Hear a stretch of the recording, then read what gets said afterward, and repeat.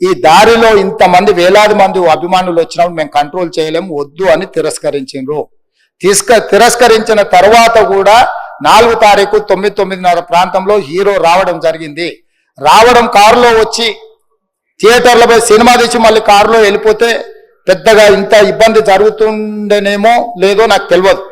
కానీ ఎక్స్రోడ్ చౌరస్తా కంటే ముందు నుంచే కారులో రూఫ్ టాప్ ఓపెన్ చేసి రోడ్ షో చేసుకుంటే థియేటర్లో పోవడంతో ఆ చుట్టుముట్టుతున్న 7-8 థియేటర్లలో ఉన్న సినిమా అభిమానులు మొత్తం ఇక్కడికే రావడంతో వేలాది మంది జమ అయ్యారు.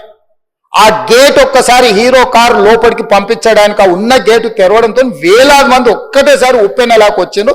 ఆ ఉప్పెనలో చనిపోయిన రేవతి, ఆమె కొడుకు, భర్త, కూతురు వాళ్ళు అలాగైపోయి కొడుకు తల్లి ఒక పక్కన పోయి ఆ జనాల నుంచి తప్పించుకొని టికెట్ చేసుకొని ఆ తొక్కిసలాటలు హీరోను థియేటర్ లోపలికి తీసుకుపోవాలనుకున్న టైంకి అతను బండి మీద రోడ్ షో చేసి దిగేటప్పటికి వేలాది మంది హీరోను కలవడానికి చొచ్చుకొచ్చారు ముందుకు.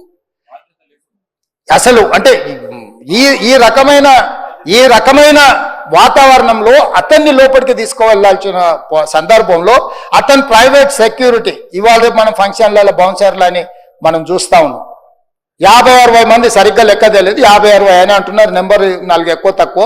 ఆ బౌన్సర్లు అందరు మీదికి వచ్చే అందరు అభిమానులను విపరీతంగా అడ్డంగా ఎట్ల పడితే అట్లా తోయడంతో అటు నుంచి అభిమానులు హీరోని చూడాలి, కలవాలని ఒకవైపు నుంచి వాళ్ళని హీరో దగ్గరికే రానియొద్దని ఆయన ప్రైవేట్ సెక్యూరిటీ వెనక్కి నెట్టడం వల్ల ఈ తొక్కిసలాటలో హీరో థియేటర్కి వెళ్ళి లోపలికి వెళ్ళి చూసినాక పోలీసులు ఈ మొత్తం క్రౌడ్ని, ఈ మొత్తం అక్కడ ఉన్న జమైన జనాలను అందరిని కూడా తీస్తే ఒక తల్లి కొడుకు అక్కడ శవాలుగా పడి ఉన్నారు.